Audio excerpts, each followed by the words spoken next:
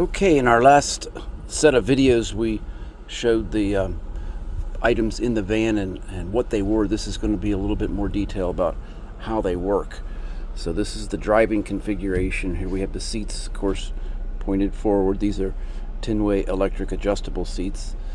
And under here we have the Wolf Box recording camera as a front and rear recording camera. And then here we've got, this is our table. I'll show you in a second. And here's our little heater. That's more than sufficient for the van on those cold mornings. We'll plug the heater right into our Gold Zero 3000X power station here. Likewise for the microwave oven, we'll plug in here as needed. And inside the microwave is a hot water kettle, which we'll plug in most mornings for coffee. But this is all the electrical right here, and this powers everything in the van, and it is recharged from right here. And you can see the recharging rate is about, right now it's at 738 watts, so that charges up pretty quick. And then back here are the two cabinets for our clothes. Cabinets for clothes. And there's our toilet we pull out on an as-needed basis. And here's the queen size tri-foam memory foam mattress. In regards to our little electric heater here, 99% of the time it stays in this cloth bag to prevent any rattling noises, and then we just drop it in here right in back of the refrigerator. It's just pretty rare mornings where we need to pull that out just to heat the van up. So here's the operation of the bed, and to the best of my knowledge, this is the only single board bed on YouTube. Most of the other designs are a slatted bed down in here, which takes a lot more time to build. But here's the operation. It's pretty simple. The one slat slides out like this, and the trifold bed folds down like that, and the bed's set up. And now during the day, once we get up in the morning to make up the bed, we just simply go like this and push in this single board,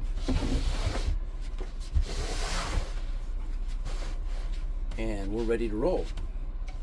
So another advantage of this bed design is it's a full-size queen. It's not an RV queen or anything like that. This is a standard queen mattress. You can buy it easily off of Amazon. It's a trifold, as you saw earlier, so it folds up really nice. And we are sleeping in what they call the north-south configuration. Some vans they try to squeeze in an east and west, but we decided to go north and south because it's a minimal disturbance to the other person when you get up at night. So along with the bed, we've got our max fan for ventilation right here, and if it gets extra warm, we've got an extra fan here for a little bit more ventilation.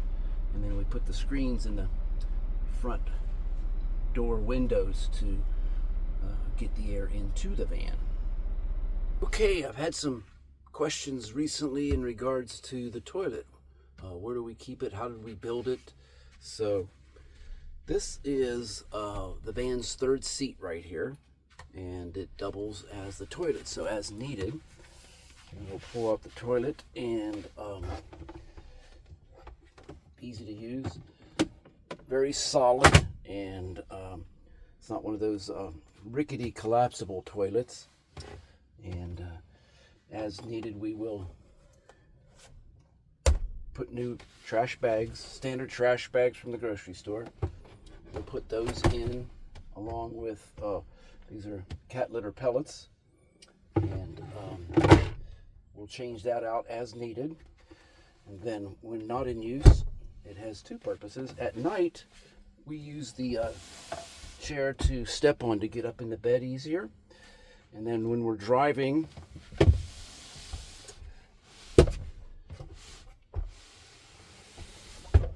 it'll slide back in the garage. One advantage of this type of toilet design is we don't have a black water tank, so we don't have to look around and hook up a black water dump site. We basically just swap out a garbage bag if and when it's needed to be swapped out. So, and that's at any place where you can find a garbage can. Okay, here's the front seats swiveled, and this is our configuration for when we're having breakfast, lunch, or dinner, or just relaxing. This lagoon table here pivots so that we can each use the same table. So swivel seats in a swivel position. Cheers. Okay, just a couple more items here in the How It Works series.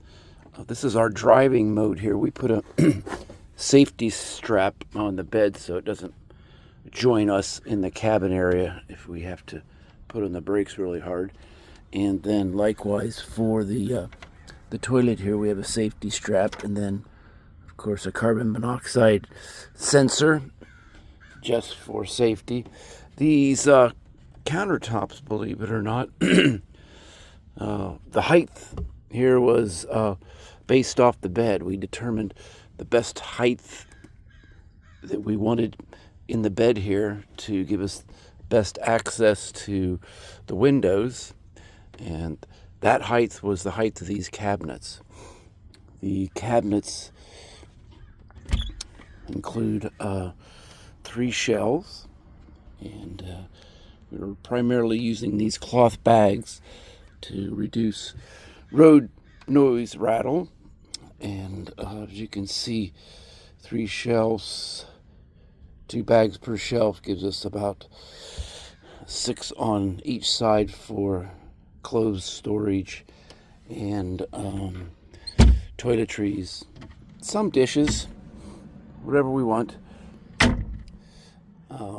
The cabinet size was determined with these butcher block tops. These are actually all the butcher block here. It's a 3/4 inch butcher block that is Husky toolbox covers you can pick up at Home Depot for about $30 each. But that was the determining factor on how big the cabinet's going to be. Likewise for the sink here. This is an Amazon sink, faucet, and safety switch. The switch has to be on in order for the pump to activate water here. The water system itself is pretty simple and done by a number of other people on YouTube here in their vans, and that's just 2 5-gallon water tanks. I went with the clear tanks so you could do a quick visual check of your water levels, and that's worked out really well for us. We usually get a couple days out of these tanks. This, of course, is the drinking water that we pick up at campsites, and then this is the gray water. And up in here is the, if you can see it there, Seaflow 42 series. That's a new design water pump where it has a built-in anti-cycling screw, so you can adjust the pressure so that you don't get that hammering cycling, which is common in RV and marine applications.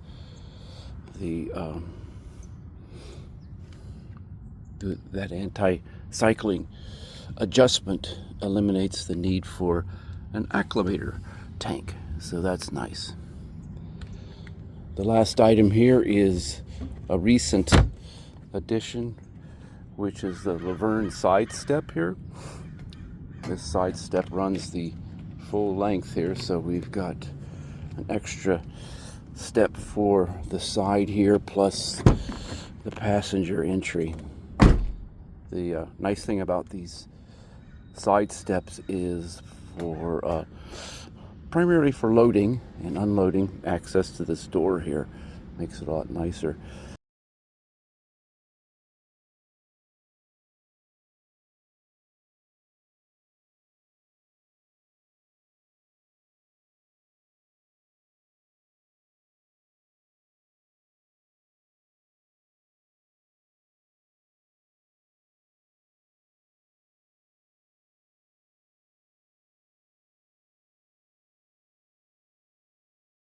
But on the passenger van, there are air conditioning pipes that run here to run the air conditioner that's in the back of the van. So after some research, I determined that we're not really going to need a side step here, because getting into the cab of the van is a lot easier than getting into the other side. When you get in over here, you've got this grip and you've got this grip, and typically you're not carrying things when you get in the driver's side like you're carrying boxes and such when you get in the passenger side. So that's it. Just a couple of notes on our toilet system here is this is called again a dry toilet system. So we're not driving around with pee or poo in the van. We're doing a continuous dump as needed with these trash bags. So again, we're not driving around the van with pee and poo in it, and we're not having to wait in line and use dump stations. So it's worked out pretty good for us so far. Especially saved us at nights. We'll pull into a campsite now and not get out of the van until after breakfast. In regards to the lagoon swivel table, this is the position when we are driving down the road. Then when we get ready for breakfast, lunch, or dinner, I pop that band off, and then we'll set the table on its post here. And we have the lagoon table. Of course, to restore it, I pop it off the post and put it over here by the ice chest. Reattach this, and we're ready to head down the road.